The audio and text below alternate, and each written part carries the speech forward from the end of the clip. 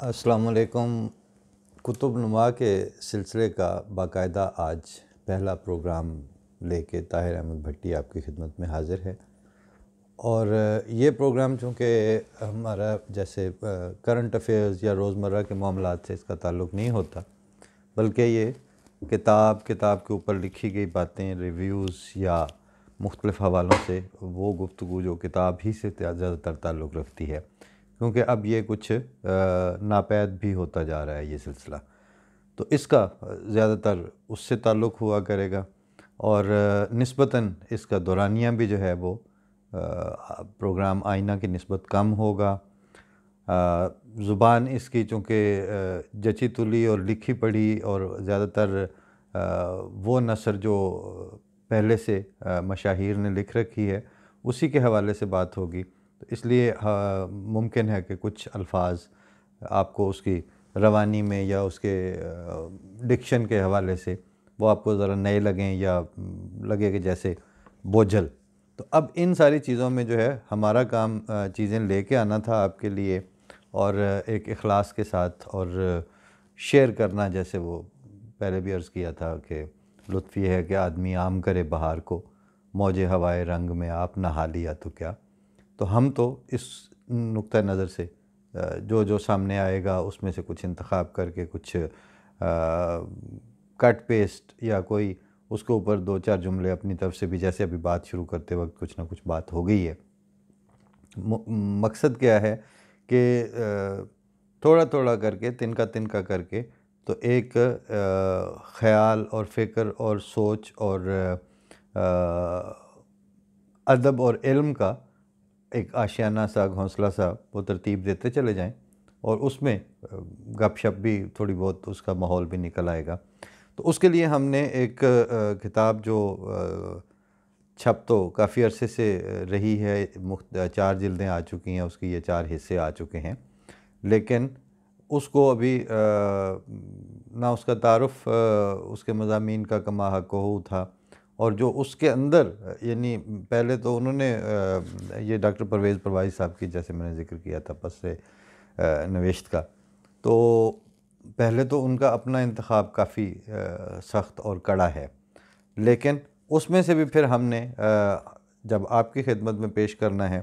تو کبھی جو زیادہ مختصر ہیں ان کے تبصرے بعض خود نوشتوں کے اوپر، وہ 1 2 یا 3 بھی ہو سکتے ہیں ایک پروگرام میں، اور اگر وہ ذرا تفصیلی ہے تو ہو سکتا ہے وہ ایک ہی کور کریں ہم اس کو، بعض اگر زیادہ تفصیلی ہوئے سامنے آئے تو وہ ممکن ہے کہ 2 قسطوں میں بھی کرنا پڑ جائے۔ بہرحال اس میں یہ گزارش بہرحال میں کروں گا کہ یہ اتنی روانی کی آپ اس میں ہم سے توقع نہیں رکھیے گا، اور خود سے بھی جو ہے اس کو بالکل اگر ایزی لیں گے آپ، بہت آسان یعنی سہل پسندی کی یا سہل انگاری کے رنگ میں، تو پھر توجہ اور وہ چیز اس طرح سے نہیں ہوتی، تو اتنا ہی پھر اس کا رزلٹ بھی آتا ہے۔ تو کچھ نہ کچھ بہرحال پہلے خود میں ذائقہ پیدا کرنے کے لیے، پھر بعض ایک ہوتی ہیں یہ جو معلومات کا جو سیلاب آیا ہوا ہے، ایک وہ معلومات ہیں جن کا ماخذ علم ہوتا ہے، اور یہ کبھی کبھی کوئی گفتگو جو ہے یا کوئی نقطہ اس میں آپ کو ہم سے اختلاف رائے ہو سکتا ہے، ضرور کیجئے سر آنکھوں پر، لیکن ہمارا مقصد یہ ہے کہ ہم کچھ نہ کچھ ایسی سلجھی ہوئی اور نفیس چیزیں جو ہماری نظر سے گزری ہیں یا ہم سمجھتے ہیں کہ یہ ہم اپنے قارئین کو روزانہ کی بنیاد پر تھوڑا تھوڑا ان سے آشنا کرواتے چلے جائیں، تو پتہ چلے گا کہ 6 مہینے سال کے بعد ایک کافی سطح بلند ہو چکی ہے۔ مولانا الطاف حسین حالی کی مسدس میں سے ایک شعر اس ہمارے موقف کے حوالے سے میچ کرتا ہے، اس سے مطابقت رکھتا ہے، کہ وہ لکھتے ہیں کہ جو پتھر پہ پانی پڑے متصل تو بے شبہ گھس جائے پتھر کی سل۔ اب پانی اور کے قطرہ جو ہے اس کا اور پتھر کا آپس میں کوئی مقابلہ تو نہیں ہوتا، لیکن دیکھ لیں کہ انہوں نے ایک بالکل مشاہدے کی بات کی ہے کہ وہ اگر مستقل پانی پڑتا رہے تو بالآخر وہ پتھر کی سل بھی جو ہے وہ گھس جاتی ہے۔ اس کے شروع میں تعارف یا دباچہ جو تھا حصہ اول کا، وہ ڈاکٹر پرویز پروازی صاحب نے کافی مختصر لکھا اور بالکل روانی کے ساتھ۔ تو میری یہی خیال ہے کہ میں پہلے وہ 1-1.5 صفحے کا دباچہ ہے وہ عرض کر دیتا ہوں آپ کی خدمت میں، اور پھر اس کے ساتھ ایک مختصر سا حصہ جو ہے وہ کہ کسی سوانح عمری کے اوپر تبصرہ، تو وہ آج کے پروگرام کا، کیونکہ اس کا دورانیہ مختصر ہوتا ہے۔ دباچہ حصہ اول لکھتے ہیں کہ اردو کی خود نوشت سوانح عمریوں پر بر صغیر میں بہت کچھ لکھا جا چکا ہوگا، مگر میری نگاہ سے نہیں گزرا۔ اپسالہ یونیورسٹی سویڈن میں بعض ریسرچرز کو بر صغیر کے مدبرین کی سیاسی سوانح عمریوں پر کام کرواتے ہوئے اردو کی خود نوشتوں پر کام کرنے کی تحریک ہوئی۔ اس سلسلے میں ایک اصل کام تو متعلقہ کتب کی فراہمی کا تھا۔ بہت سے دوستوں نے دست تعاون بڑھایا اور ہوتے ہوتے یہ مطالعہ وسیع سے وسیع تر ہوتا گیا۔ لاہور کے رسالہ علامت میں اس سلسلے کے کچھ مضامین چھپے تو قارئین نے ان کی پذیرائی کی، کچھ اس وجہ سے کہ موضوع نیا تھا اور کچھ اس وجہ سے کہ ہمارے ہاں لوگ اپنے تنقیدی مطالعوں کی بنیاد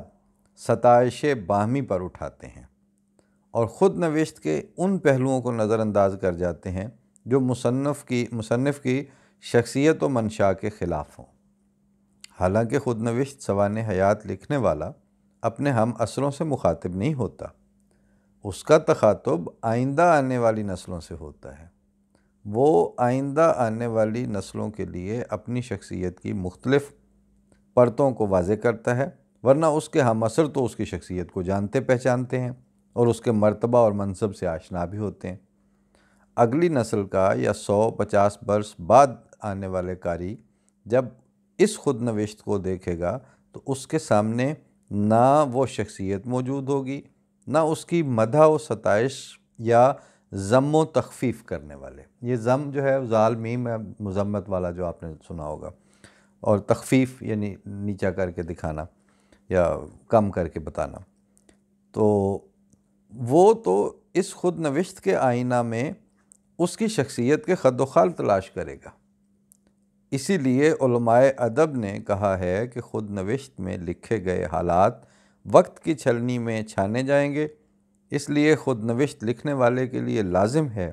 کہ صرف وہ باتیں لکھے جن کی صداقت کا اسے وثوق ہو۔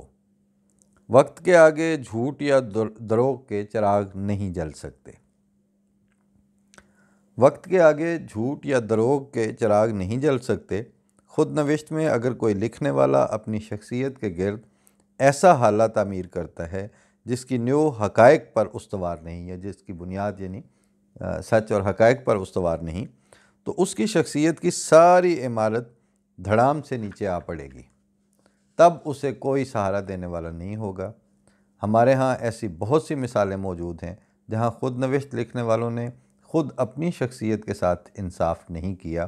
اسی لیے میرے بزرگ دوست شیخ منظور الہی نے، جن کی بات کو میں بہت وزن دیتا ہوں، اپنے تبصرہ میں یہ شکوہ کیا کہ میں نے بعض مصنفین کے باب میں